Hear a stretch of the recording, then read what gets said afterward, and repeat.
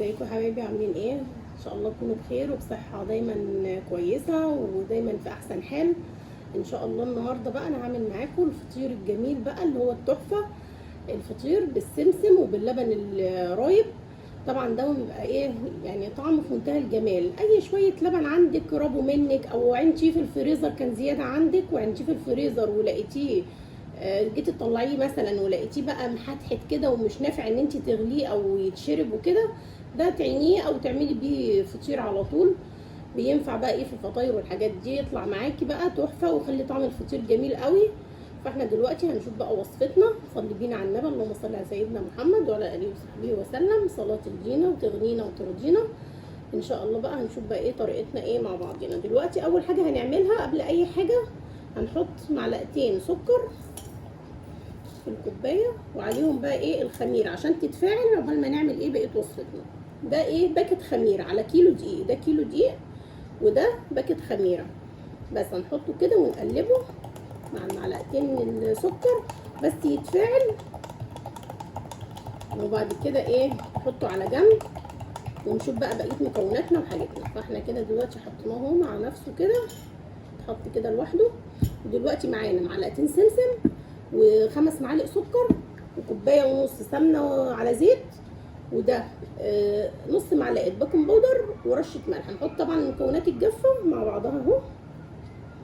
هنحط السمسم، طبعا احنا السمسم محمصينه ومدينه كده تشويح على النار عشان يبقى ايه جميل كده ايه وحلو وريحته كده تطلع حلوه.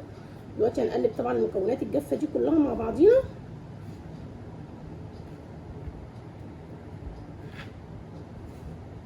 ونشوف بقى هنعمل ايه. طبعا احنا بنعمل الحاجات دي بايدينا في البيت، طبعا بتطلع طعمها جميل واحلى من بره بكتير وافيد وصحيه، وبتبقي ضامنه انت عامله ايه بالظبط. فايه الحاجه بتطلع معاكي حلوه، كل حاجه بتعمليها في البيت تطلع صحيه وحلوه. وهنشوف دلوقتي ايه هنكمل مع بعض. دلوقتي خلاص احنا بقى لمينا كل الحاجات اللي جافه مع بعضها. هنحط دلوقتي بقى السمنه والزيت اهو ونبسهم بقى ايه مع بعضهم كده. يعني السمنه لازم تبقي مسيحاها شويه، ما تحطهاش كده ايه جامده معاكي عشان تبقى ايه طالعه ايه كويسه وتبسيها ايه بسهوله. فاحنا دلوقتي هنبس بقى كده مع بعضنا كده. وطبعا اللبن بيبقى معاكي يعني ايه، انا دلوقتي حاطه ايه 3 كوبايات لبن، حسب ما العجينه هتاخد معايا هحط لها، يعني تاخد بقى معلقه كوبايتين تاخد اكتر حسب ما بتاخد. ده معايا 3 كوبايات اهو. واللي يفيض منك تقومي برضو عيناه تاني في الفريزر عادي، وقت ما تحتاجيها تعملي بيه. يعني كل حاجه عندك هتحتاجيها وهتنفعك في اي وصفه تعمليها. اللبن بينفع، كل حاجه بتنفع. يعني مش تقولي اللبن راب مني اقوم بقى رمياه، لا سيبيه واستعمليه تاني ينفع بقى. ممكن تعملي بيه كيكه ان شاء الله. اعمل معاكم تاني كيكه باللبن الرايب بتطلع معاكي حلوه قوي. فاحنا دلوقتي هنقعد نبس بقى الدقيق كله كده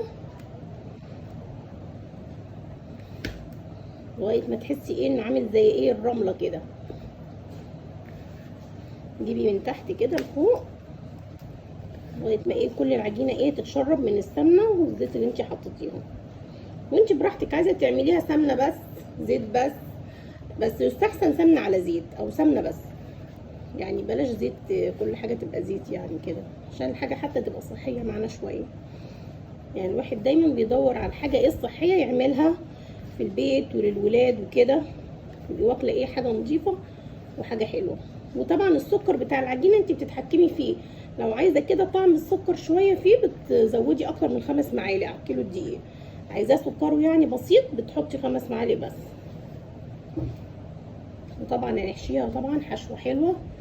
نحشي بقى ايه ممكن بالقرفه والسكر، ممكن بالعجوه نعملها ساده، كل واحد بقى نفسه في حاجه بيعملها.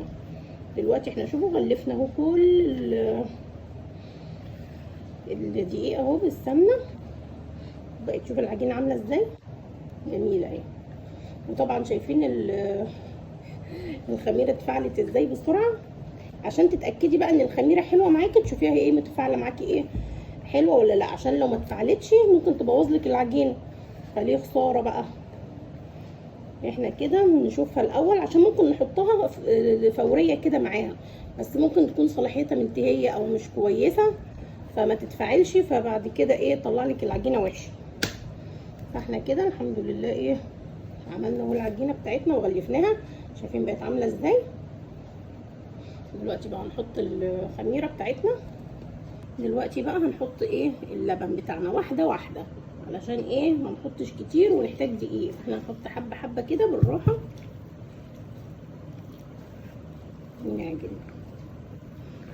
نعجن على طول ايه عشان نلمها على طول، ما نقعدش نعجن فيها لغايه ما تعمل عرق معانا، لا هتبقى طالعه ايه عامله زي العيش. انما دلوقتي احنا بنعجن فيها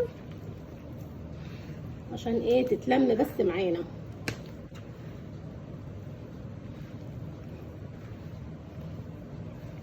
طبعا انا كل الاكل والحاجات دي طبعا ماما طبعا اللي بتعلمها لي، ربنا يديها الصحه، بتحب تعمل كل حاجه ايه بايديها، وبتحب تعمل كل حاجه ايه جميله كده، كانت بتعملها لنا واحنا صغيرين ولغايه دلوقتي برضو بتعملها لنا.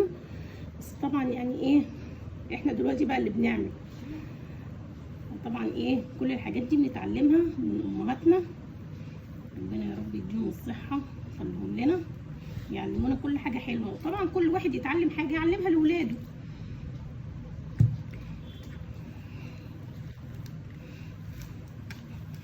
شايفين العجينه واحده واحده بنحط لها اللبن وقربت ايه تتلم معانا اهي. نجيب بقى من تحت ومن فوق كده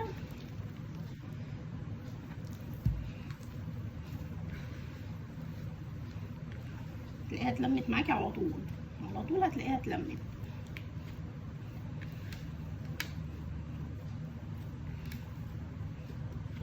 دلوقتي طبعا خلاص العجينه جميله اهي، وشايفين عامله ازاي طريه وناعمه وفي منتهى الجمال. دلوقتي بقى هنغطيها وهنجهز بقى العجوه، وهنجهز بقى قرفه بالسكر، وهنشوف بقى هي هنعمل الحاجات دي ازاي. ماشي دلوقتي ايه هنسيبها تخمر. دلوقتي بقى احنا قبل ما العجينه تخمر خلاص عملنا ايه ده القرفه عليها مع معلقه صغيره قرفه، عليها معلقتين 3 سكر حسب ما انت عايزه، ومعلقه برده صغيره دقيق، وبتقلبيهم مع بعض تطلع معاكي كده عشان الدقيق هو بيمسك السكر والقرفه في قلب الفطيره اللي بنعملها. ودي طبعا عجوه انا كنت عاملاها عندي ومجهزاها. طبعا بتحطي عليها شويه سمسم ومعلقه سمنه وبتقلبيها في حته السمنه وبتكوريها بقى حتت صغيره كده على قد ايه مقاس الكوره اللي انت عايزه تعمليها في الفطيره. فاحنا طبعا جهزنا دول خلاص اهو، نحطهم بقى على جنب. ودلوقتي بقى العجينه زي ما انتم شايفين بقت جميله اهي وخمرت، شايفين عامله ازاي جميله، عامله زي الملبن اهي تحفه.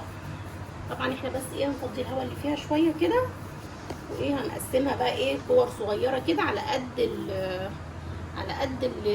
حجم الفطيره اللي احنا عايزينها. دلوقتي احنا بقى ايه نحطها في جنب كده ونقعد بقى نقسم فيها كده ايه حته حته كده، تقسيمه كده جميله على قد ايه الكوره اللي انت عايزاها. طبعا اللي هنعمله ساده مش هحط فيه حاجه، واللي هعمله طبعا فيه حاجه هحط فيه. دلوقتي انا هعمل الاول الساده بسرعه كده زي ما انتم شايفين كده، كور صغنونه كده على قد ما انت عايزه، تطلع معاكي جميله وفي منتهى الجمال. وطبعا ريحتها دلوقتي طالعه من غير لسه ما سويناهاش ولا اي حاجه، جميله. طبعا شايفين طريه ازاي وعامله زي الملبن في ايدي، شايفين عامله ازاي جميله تحفه. دلوقتي بقى انا خلصت ايه الحبه اللي انا هعملهم ساده زي ما انتم شايفين كده. دلوقتي انا هبتدي بقى في الايه العجوه، نحطها كده ونقفل عليها زي ما انتم شايفين كده، تطلع معاكي سهله وبسيطه خالص. نحطها بقى نبقى عارفينها بقى، حاطين الصف ده الصفين دول الساده، دي بقى اللي هي ايه بعجوه. نكمل بقى على قد برضو العجوه اللي احنا هنعملها، نفرد العجينه كده ونحطها ونلم عليها كده عشان ما ايه ما تتفتحش مننا او تبوظ بقى ايه مننا ايه ما تيجي تستوي زي ما انت شايفه كده. نكمل بقيه بقى بعجوه وايه، وبعد كده نعمل اللي بقرفه. دلوقتي بقى احنا خلصنا برضو اللي بعجوه، هنبتدي دلوقتي بقى نعمل اللي هي ايه بالقرفه. هنفتحها كده برضو ونخليها برضو تبقى يعني ايه تخينه شويه من النص كده، ومعلقه قرفه كده نحطها فيها ونقفل بقى كده بالراحه اكنك بتقفلي قطايف كده عشان خاطر ما القرفه ما تطلعش منها وما تيجي تستوي تلاقيها ايه ساحت في الصينيه. فاحنا ايه نعملها كده بالراحه ونحطها كده. تبقى عارفين بقى دول الصفين بتوع بالساده والعجوه، يعني ايه تحاولي تعرفي اللي انت ايه بتعمليه بالظبط عشان ما تتلخبطيش فيه. زي ما انتوا شايفين كده، ونقفل بقى كده كده كأنك بتقفلي قطايف كده. نكمل بقى الحبه بتوعنا دول ونرجع لكم تاني بقى.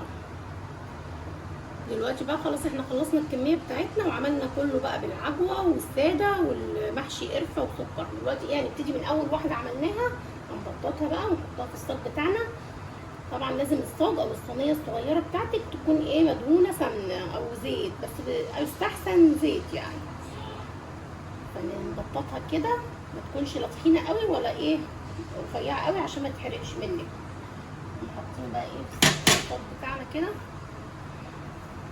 ونخلص برضو ايه يعني ايه كل حبه كده عملتيهم في الاول هم دول اللي تبتدي بيهم عشان بيكونوا استريحوا كفايه. انما لو عملتي من اللي انت لسه عاملاه مش هيكون استريح كفايه، مش هيتفرد معاكي حلو ومتبقاش كويسه.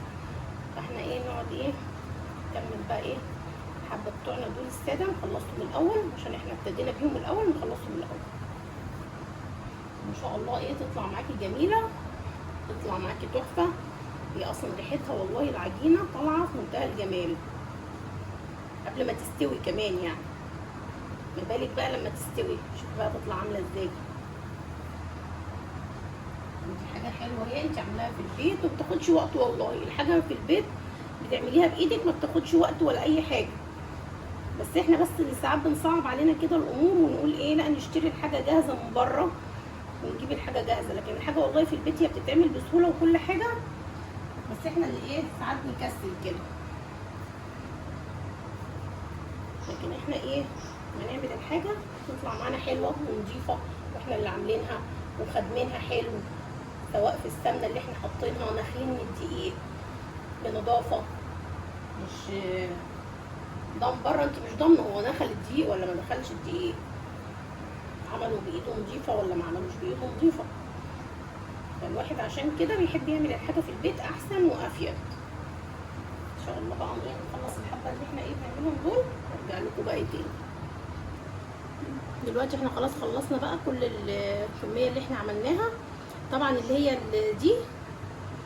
دي من غير حاجه، دي الساده بقى انا مش معلماها. دول طبعا ايه ابني الصغير بقى بيحبهم ياكلهم كده زي الهلال فانا عملتهم. فدي طبعا اللي ايه مش معلماها بحاجه، انما دي معجوه انا عملتها ايه خطين كده بالرول اللي بنقطع بيه، واللي هي اللي بالقرفه مش هنعمل، هنحط لها بس ايه نغزه صغنونه كده اوريها لكم دلوقتي.